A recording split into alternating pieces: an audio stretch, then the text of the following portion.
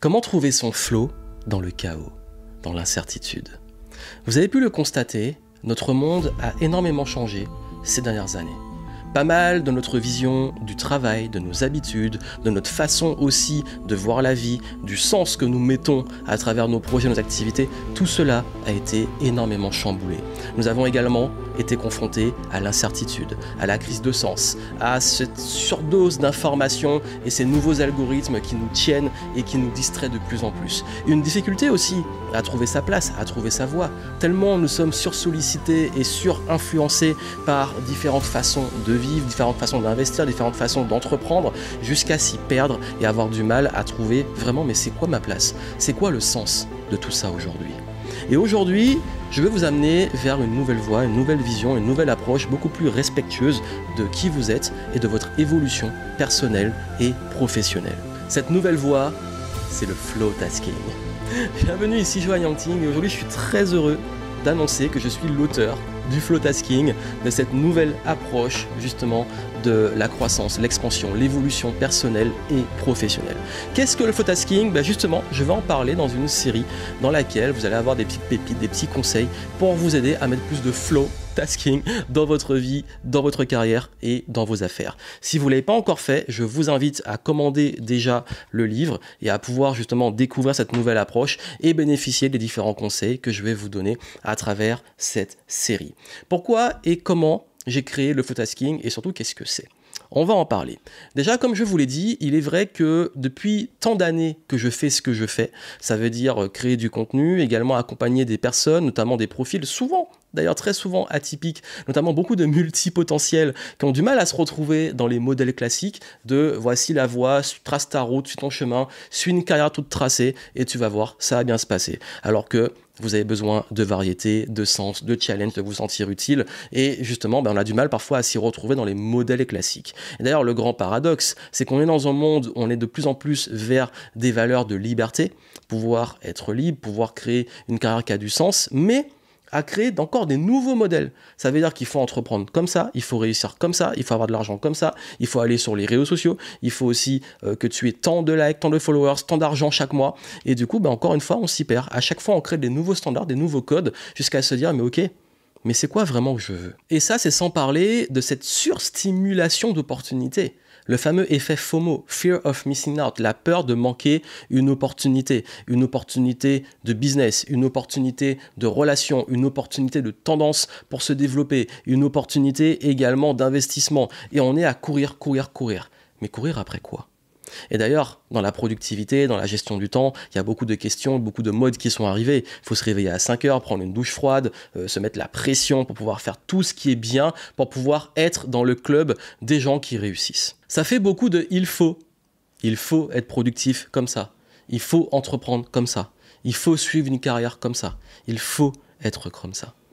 Et justement, si on en sortait de cette pression extérieure, de cette course après on ne sait pas quoi. Si vraiment aujourd'hui vous preniez le temps de savoir qu'est-ce qui vous rend vraiment libre, qu'est-ce qui vous épanouit, qu'est-ce qui, dans un rythme, vous donne cette sensation de progresser, d'être utile, d'avancer, de ne pas être dans de la procrastination, dans des ruminations, dans de la charge mentale, d'avoir une vraie progression, mais aussi et surtout d'avoir quelque chose qui est cohérent. Et surtout, si vous avez tendance à être beaucoup influencé par ça, que ce soit par l'extérieur, mais aussi vos propres pensées.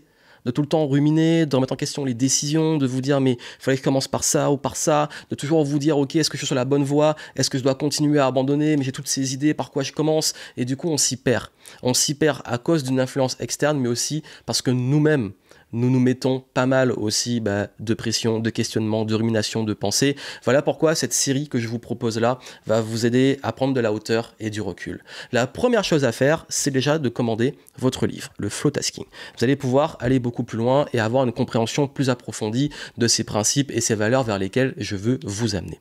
Si je l'ai créé, c'est parce que justement je me rends compte depuis tant d'années qu'il y a beaucoup de personnes qui se perdent en route, qui se perdent et qui culpabilisent de ne pas avoir une méthode de productivité comme celle qu'on voit. pourquoi je comprends pas.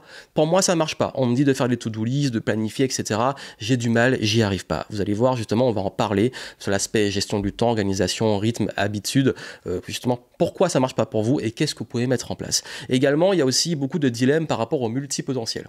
Ça veut dire, ok, où est ma place, où est ma voie dans la carrière, dans les affaires, j'ai du mal à trouver un chemin qui me corresponde. Comment créer justement ce chemin qui vous correspond et mettre du rythme pour pouvoir réellement vous épanouir. Vous allez aussi comprendre comment revoir la notion de réussite dans la carrière et les affaires. Qu'est-ce qui fait vraiment qu'on est épanoui? Qu'est-ce qui fait vraiment qu'on a cette sensation de faire des choses qui ont du sens, d'être utile, de progresser et de recevoir aussi cette abondance, cette réussite notamment financière qui vous permet d'accéder à cette liberté. Et aussi et surtout, et c'est extrêmement important, comment réellement être en mouvement et progresser. Parce que si vous me suivez et si vous voyez ça, c'est que vous avez envie de progresser. Et il n'y a rien de pire que de se sentir freiné, enlisé, à se poser beaucoup de questions, à ruminer et se dire ok, pourquoi là j'ai du mal à avancer.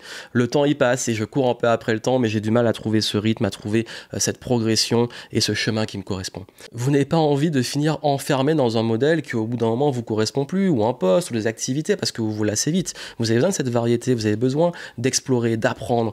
Justement, vous avez besoin de voir qu'il y a une progression, il y a du mouvement, tout en gardant une cohérence.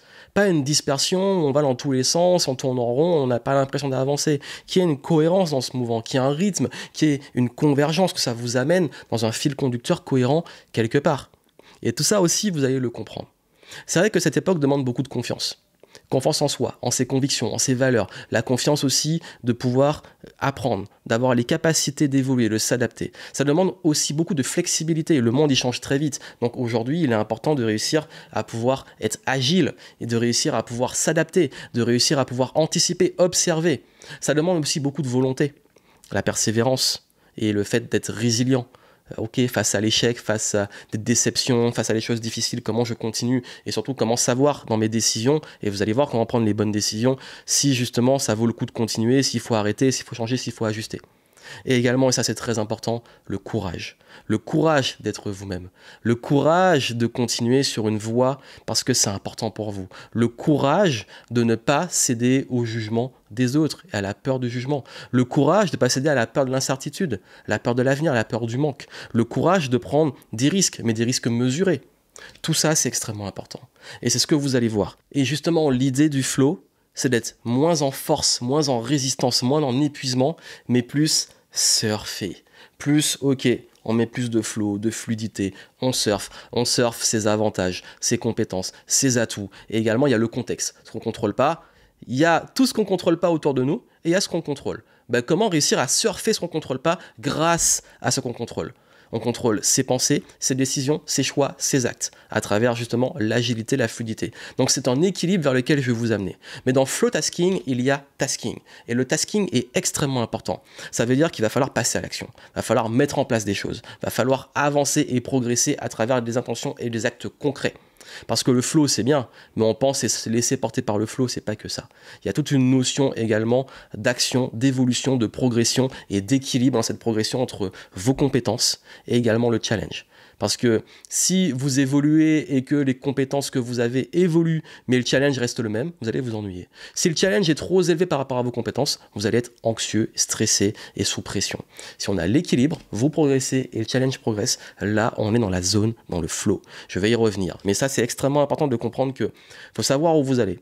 Il faut être au clair sur qui vous êtes, bien vous connaître pour utiliser vos avantages. Il va falloir également trouver un rythme de progression avec notamment des capacités à vous concentrer, à savoir définir réellement vos priorités, où mettre votre focus, où mettre votre énergie et vos ressources. Et puis bien entendu, sortir de la charge mentale, des boulets, des choses qui vous ralentissent, des ruminations pour pouvoir avancer dans votre vie, dans votre carrière et pour ceux qui sont entrepreneurs, dans vos affaires.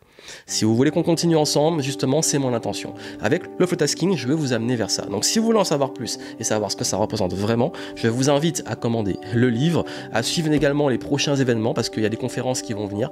Et puis aussi et surtout, à vraiment rester attentif. Pour la suite de la série, je vais vous proposer pour pouvoir aller un petit peu plus loin et avoir une sorte d'accompagnement des enseignements de ce livre. Donc vous avez les infos justement en descriptif ou en tout cas en dessous si vous avez un petit lien pour pouvoir aller plus loin, pour pouvoir le commander, pour pouvoir aussi accéder aux ressources. Et puis nous, on avance ensemble. C'est Johan Yangting et je suis très heureux aujourd'hui de pouvoir vous amener à mettre plus de flow dans votre progression, dans votre carrière et dans vos affaires. À très vite.